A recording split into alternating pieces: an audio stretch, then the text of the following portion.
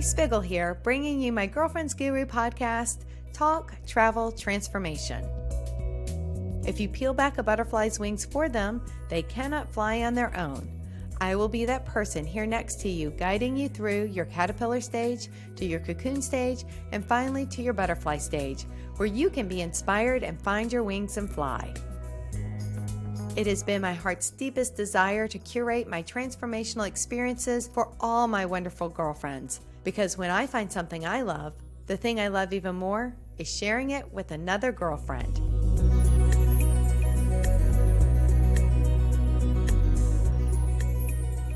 Greetings, friends. Happy Thanksgiving. Wishing you and your family the best as we kick off the holiday season. For many of us, getting together for Turkey Day is still very much up in the air. It's like that song from The Clash. Na na na na, should I stay or should I go? Na, na, na.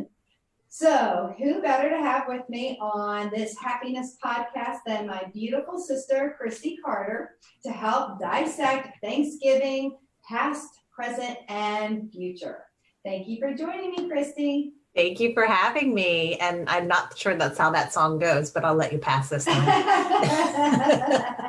I haven't heard it in a while, but that's kind of, as I've talked to people, everybody's like, are you going? Are you seeing family? I'm in the podcast studio at Queen City Podcast Network in North Carolina, and Kristie is at home in Florida, in the Tampa area, and we are not going to be spending Thanksgiving together this year.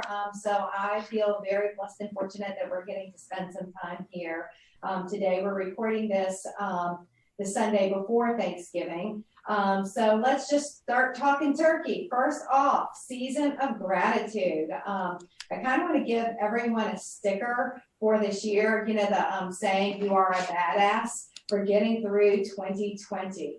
I know I did, Kristie, I did a 2-week gratitude challenge leading up to Thanksgiving, but you posted all month long. How has it gone?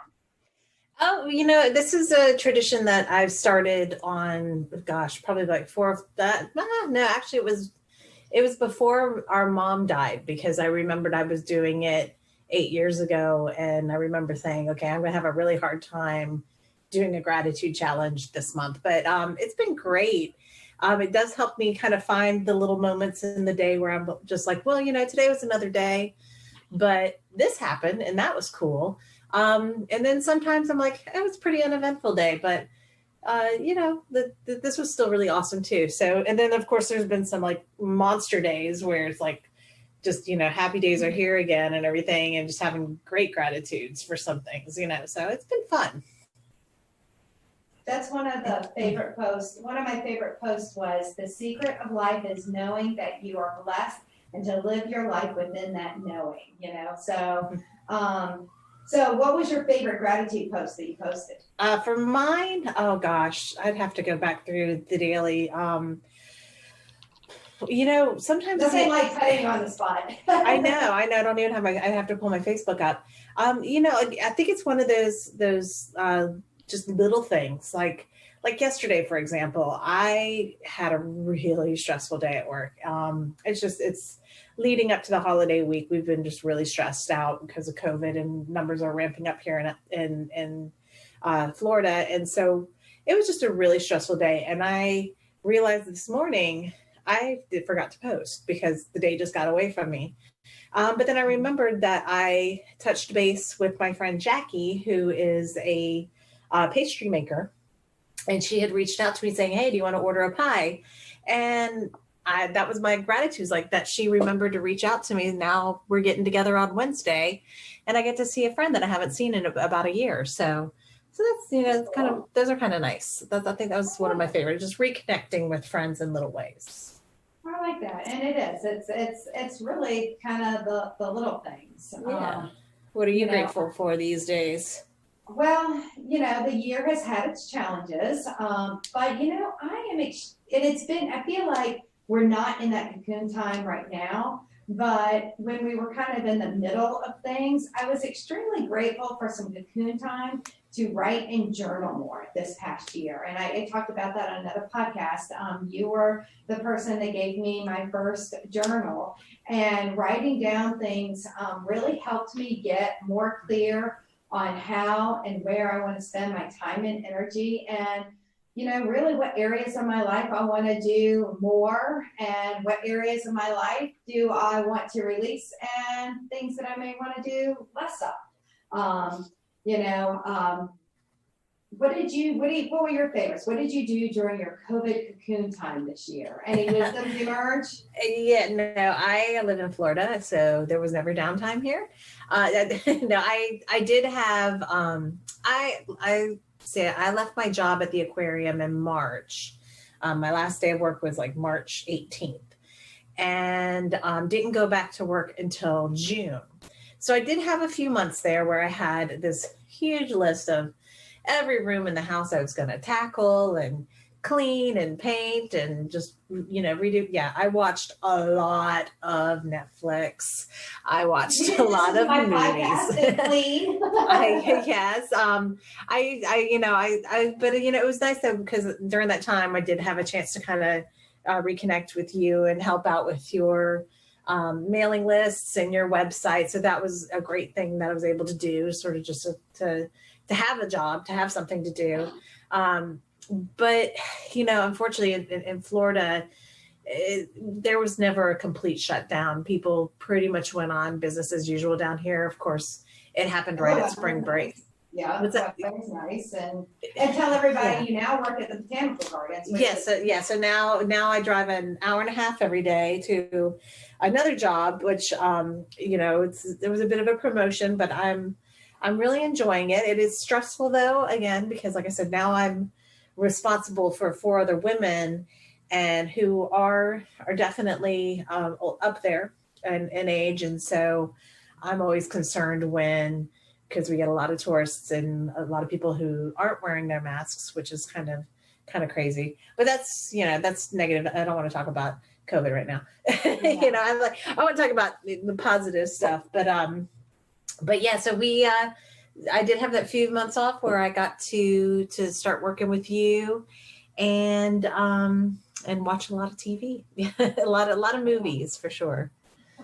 Well, but, I know this new, being outdoors. I know you've told me, how much, it's in the commute. It really has been exhausting, even though it's a blessing that yes, you have a job. I know a lot of people have had to struggle and juggle different situations, but no holiday pun here. Well, maybe just a little bit. I'm just going to remind you, you can't serve from an empty plate. And what I'm saying by that, it's hard to tap into gratitude when you're running on fumes. And so, just with that, I'm going to remind the audience and encourage everyone to tap into some self-care practices before the holidays, because it's really, really important. You got to fill that bucket up. I think I know what I'm getting for Christmas, and I need one. I want some bath bombs. I do. That is one thing that I have kind of let go is doing some self-care.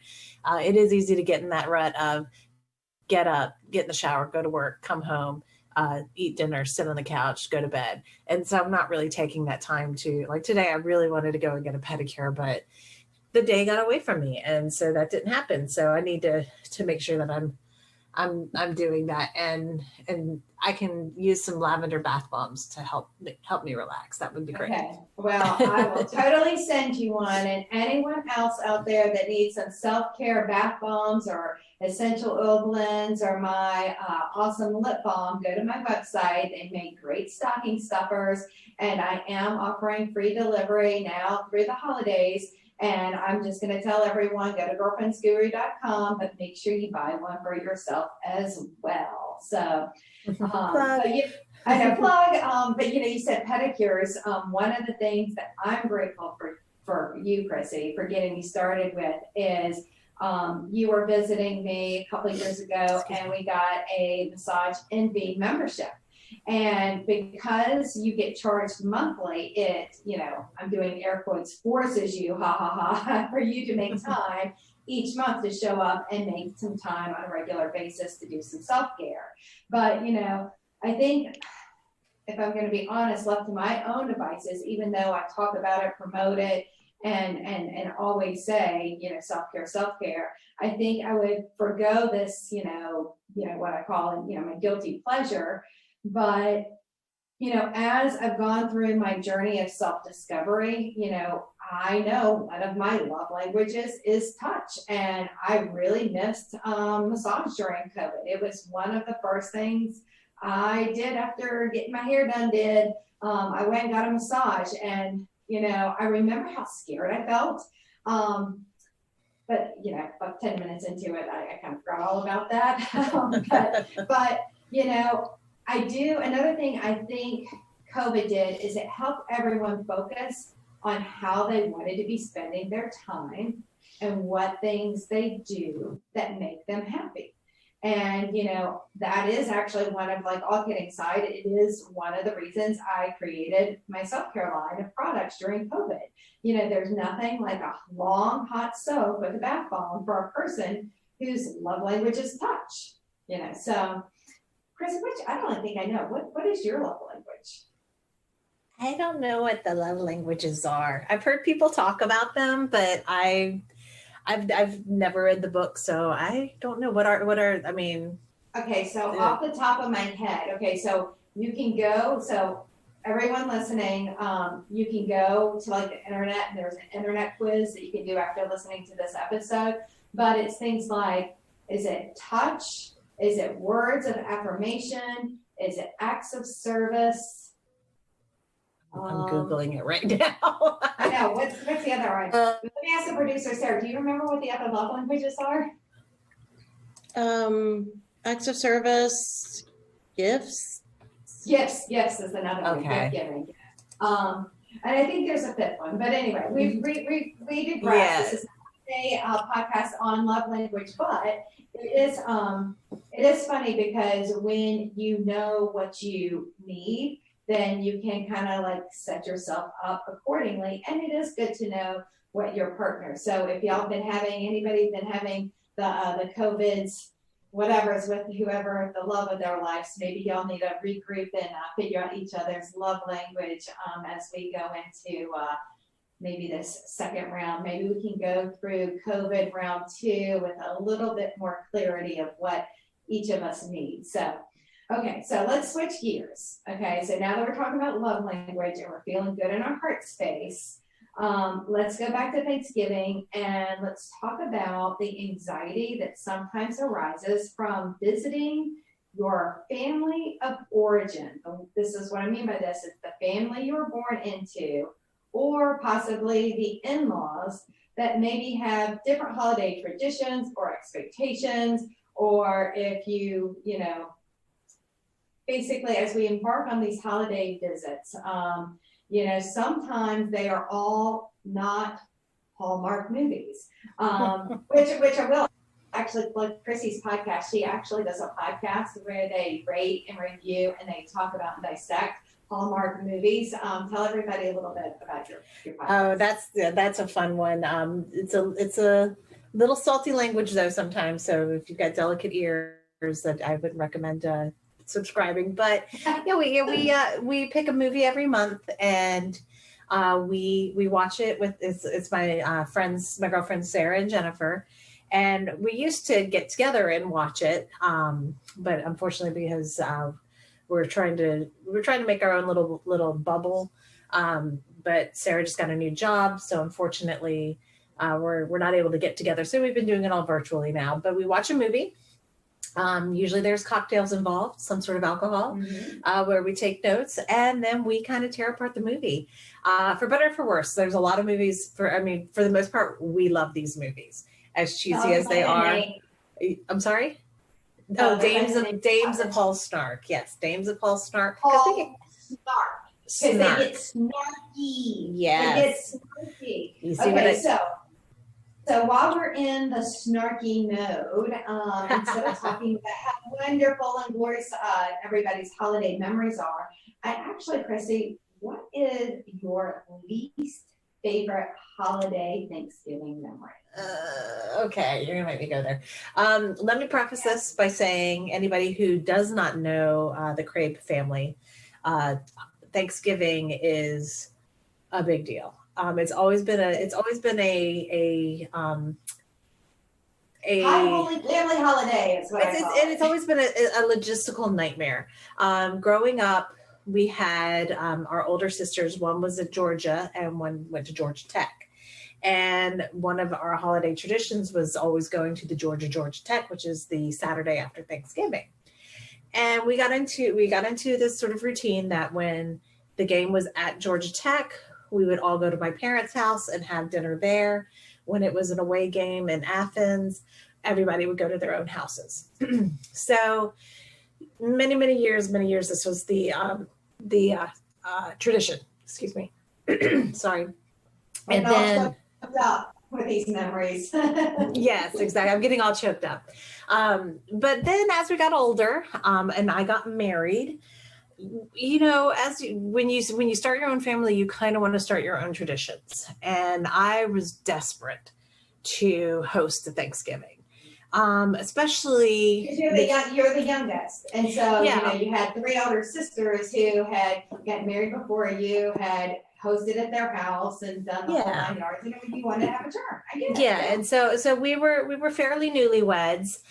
I cannot remember if Mom had been diagnosed at this point or not, but I just knew. I think that's part of it. I think that was part of it. So I really wanted to have a special Thanksgiving. So I went full on Martha Stewart. I ordered a turkey that was so fresh that the Tuesday before Thanksgiving, it was still eating grubs in the yard. I was so excited. It was delivered to my house on Tuesday night, Wednesday morning, completely fresh, never frozen. I did the brine. I was so excited and invited. So everybody was coming over to our house. We got the house all decorated and set. And sure enough, the door opens up and in comes everybody. And our older sister, Kim, was there and our dad. And I had asked my father to make some sides that he's famous for. But Kim walks in with a full turkey. And I said, I remember. I was like, what's that? There's, you know, because it's not like we had 20 people over and we needed 2 turkeys. It was just, you know, this like 8 people. But I was just kind of like, what is that for? She said, oh, you know, I've always got to cook the turkey because that's always been her thing, is that she cooks the turkey. And I tried to explain that I had this fresh turkey, that I had done this great maple bourbon glaze, blah, blah, blah, blah, blah. Anyways, so we, you know, everybody's visiting and I've got the turkey in the oven and somehow the oven got turned off. And somehow. And I was realizing that the turkey was not cooked all the way through and people are starting to get hungry. So the decision was made to just eat the white meat off of my turkey, which had been cooked, and carve the second turkey that had been brought. I was pissed. To say the least. It was not a good moment. No, it was not. It was not my finest moment. I don't think it wasn't your finest moment. I'm sure I said some not so grateful things, you know, but and it just set up an ongoing tension between me and the holidays that was already there. You know, so it was. For the record, I was completely out of it. This was not about. I know this is just a relationship. This is one of the first. I'm not one of the first times, but this was one of the times that I was like, I definitely remember you having my back. Yeah. And it was very upsetting, and it kind of spoiled the holiday for me. I don't. Everybody, like you now, no longer actually. We don't eat turkey anymore. Yeah, we actually don't do turkey. You do a what is it when you wrap a beef Wellington? Yes, and that's partly also just because Matt doesn't like turkey. He's never been a fan of turkey. So a few years ago, I think I was watching Gordon Ramsay or something, and he made a beef Wellington. I said, that looks amazing. And so we made it and just decided that was what was going to be our Thanksgiving. our meal that day. And so that was definitely one of the time that was kind of the beginning of, I'm okay with being with the family that I have chosen for Thanksgiving. I mean, we love going up to North Carolina for Thanksgiving because Kelly does like an amazing spread, and it's lovely.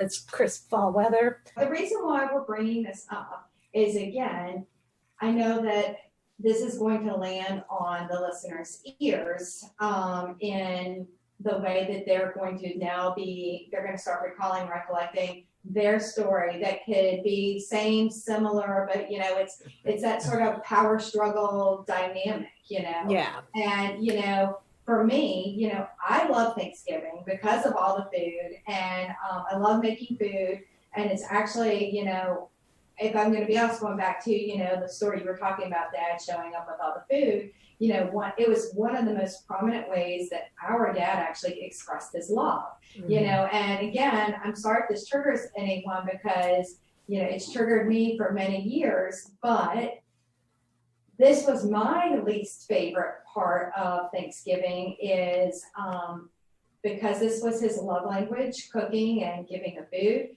You were supposed to eat copious amounts of food in gratitude and receipt of his expression of love because Dad's love language was acts of service.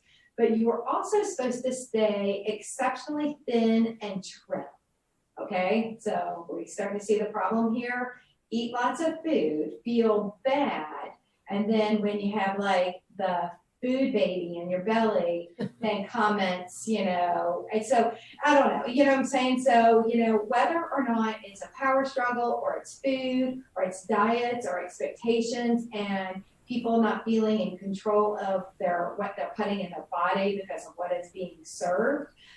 You mentioned basically being treated. I mean, you are the youngest of the family, but you've always been sort of treated as the quote baby and put in a child's chair. And when you were trying to make this turkey, you were a grown-ass adult, married and had a house and a mortgage, and there's all these landmines that I know people experience when they return to their family of origin. And I know that as I'm saying this, whoever's listening out there is already playing their scenario over and over in their heads. So why are you trying to trigger those people? Oh, why am I bringing all this up? Why are you being so mean? It's not to be mean. It's, I don't want to upset anyone, but I do want to give everyone a tool. You know how I love to give tools for transformation. And this is a tool for transformation that's going to completely change your seat at the holiday table. So everybody grab a paper and pencil because we're going to use a manifesting technique called 55 times 5 that's going to help you get out of the unempowered seat at the child's table and help you sit firmly in your adult chair. I'm going to give a shout out to Michelle Chalfant, who brought this adult chair visualization to my practice. You can look her up, the adult chair on Facebook. Okay, so the 5 and 55, this is what we're talking about. You use the law of attraction to help you manifest your desires by writing down your intention on a blank sheet of paper 55 times for 5 days straight. Okay, that's some Bart Simpson after school stuff, but it's not, like I will not, I will not run in the halls. I will not run in the halls. Well, but that is actually, that's a technique because what you're doing is reversing bad behavior, so like, that punishing when you step to write out on the chalkboard. So it is a variation on this, except for in the positive spin. So basically, when you intentionally carve out time to practice writing your intention every day for 5 consecutive days, and there's still time, this is the Tuesday before Thanksgiving, you're basically building dedication and you're able to reach your intentions, and it helps with willpower. So when you complete this exercise, you're basically directing all your energy onto the right path. So you're creating a space for growth by aligning your intentions with your physical reality. Is this making sense? Yeah. So what did you write? Good. Okay, so going back to my dad's story for food equals love, I actually started writing this week. I wrote the quote, and it's important to do the phrase like it's in a positive, like, you know, I am. So I wrote, I am losing 5 pounds this week. And so I wrote it 55 times on day 1, but on day 2, I'm about a third way through. And I kind of had to be honest with myself. First of all, 5 pounds 1 week, that's not an attainable goal. Yeah. Does your week end on Wednesday? and it's Thanksgiving. And then the other thing too is I'm not looking to really lose 5 pounds, but this is what I transformed it. So like instead of, I just transformed it to, I am dropping weight and looking radiant. Okay. So then I wrote that for all of day 2. And then on day 3, I'm starting to write, I am dropping weight and looking radiant. And then I got an epiphany. So even better, instead of dropping, I said, I am releasing weight and feeling radiant. So that's what I'm writing right now. I'm releasing weight and feeling radiant. And I'm going to continue with this phrase because releasing weight and feeling radiant, those words kind of feel really right in my body. So I will, encourage you as you write it, if it changes, you can tweak your manifestation. But, honestly, I don't know if my intention is to really lose any significant weight this week, but I'm certainly releasing the weight of that old, tired story. I am going to show up at my Thanksgiving table, enjoying the food that I prepared, and hopefully breaking that pattern and not even passing that along with kids, because you know what, I love some of the recipes that I make for Caroline and Jackson, but I don't want them to feel the weight of that story. You have to like it and you have to give praise back to it and all that other stuff. So you know what? We're going to make some food and we're going to have some pies and we have some cake, and we're just the family of 4 this year. And that's a very, very different tradition for us. And I'm just trying to manifest that it's all okay. Stay tuned. Let us know how it goes. Well, and this is the thing, what you think about, you break about, Yeah. And, if I promise you, like whatever you guys write and you complete for 5 days straight, you're going to have nothing else. You have a lot of positive energy coming your way. It's kind of like, it sounds very similar to like The Secret, like you're putting it out there in the universe. You're trying to manifest your change and just with the power of positive thinking. It is. I mean, Yeah. it's so simple, but it's so complicated. Yeah. And again, when, you have, these old patterns and family dynamics, they're years in the making, but this is the thing, the holiday season and Thanksgiving, it comes, to the season of miracles, It's a Christmas miracle. Yes, but that's exactly what I'm talking about, So just say to yourself, this week is a perfect opportunity to activate the energy of miracles in my life. And we're in the new moon of Sagittarius, and I know a lot about Sagittarius because my husband's a Sagittarius, but it is the month of Sagittarius is the month where we can take challenges and setbacks and transform them into miracles. So, you know what a miracle is, right? Like when we talk about miracles, like what really is a miracle? Well, it's it's basically it's a feasible action, but it just seems so amazing that it actually happened at the right place and right time, and you're going to explain it better than I know. No, you're on the right track. You're on the right track. So like a miracle is basically, how I did the last podcast all about the nature and the cycles of nature. But a miracle basically happens, a miracle is a condition where nature behaves outside the law of nature. So like, for example, when we truly want something miraculous to happen, we must do something miraculous that we have never done before. So it's like it's a miracle. It's never happened before. But that means, what this means in terms of why we've been talking about all these stories is it means not getting triggered at the Thanksgiving table, not responding to unkind remarks, snarky remarks, unkind actions. And we use restriction, and instead of reacting like in a childlike way, we use that stop method that I've talked about a couple of times in the podcast. We stop, take a breath, observe, and then we proceed and respond sitting in our adult chair. Okay. Well, I mean, so then this week, if I'm going to do that, the 5 days, 55, I just need to find a way to go sort of like above, out of my comfort zone, find something above my nature, Yep. or the obvious. I mean, I don't know.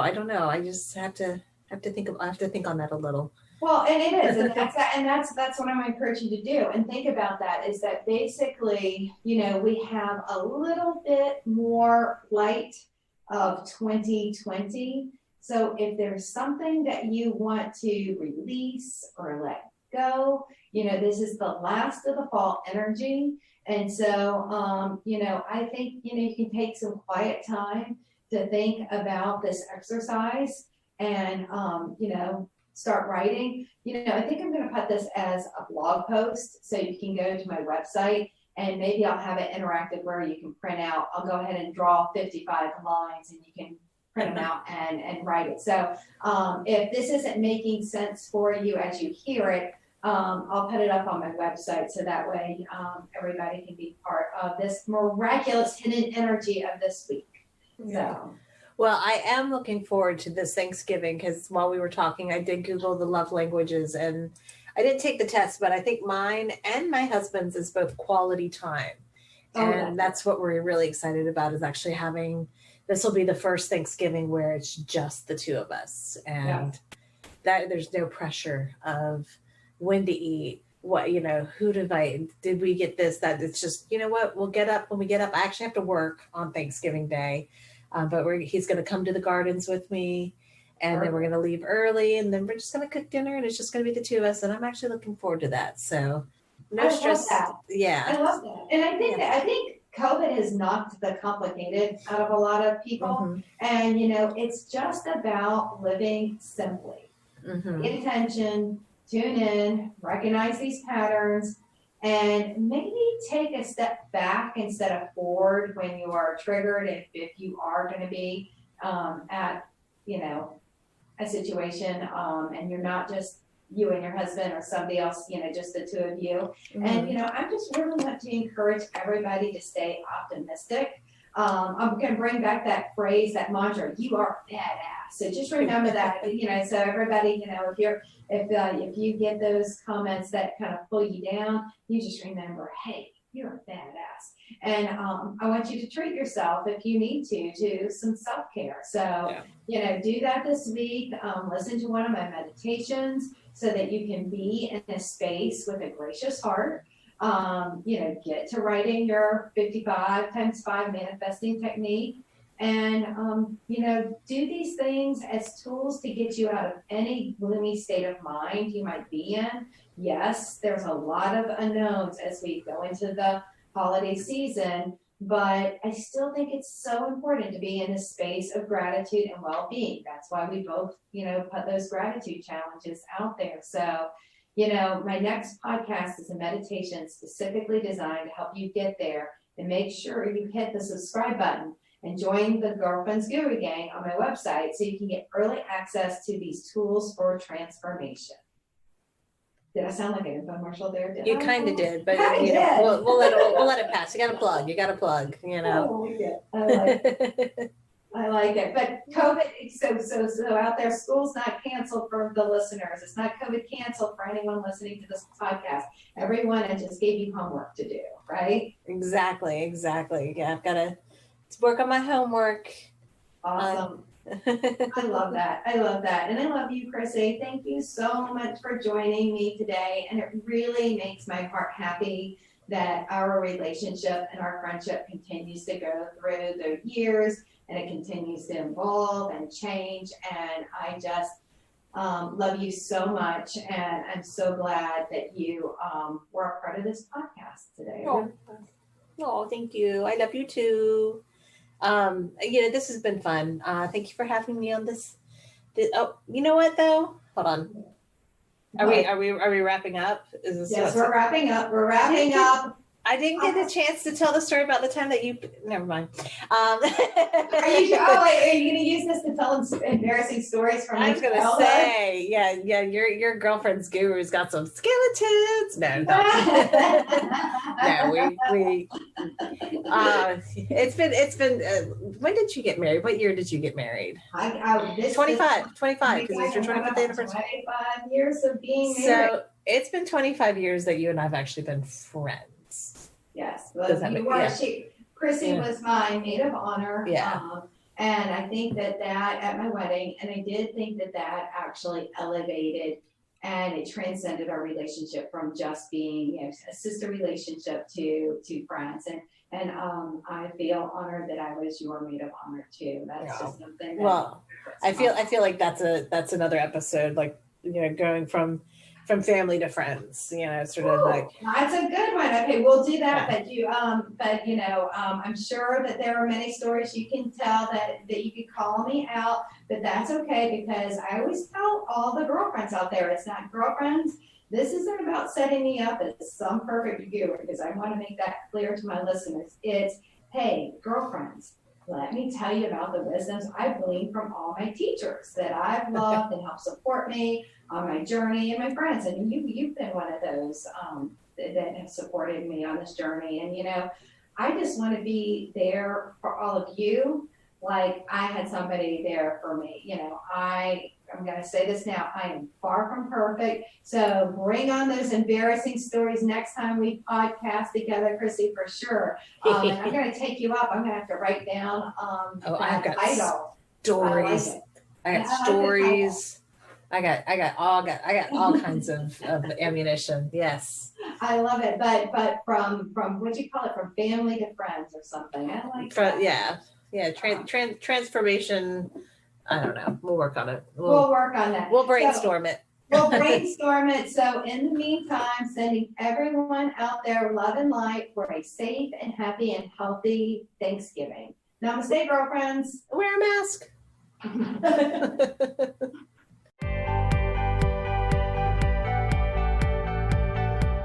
Thank you for listening. I hope today's episode has filled you with love and light.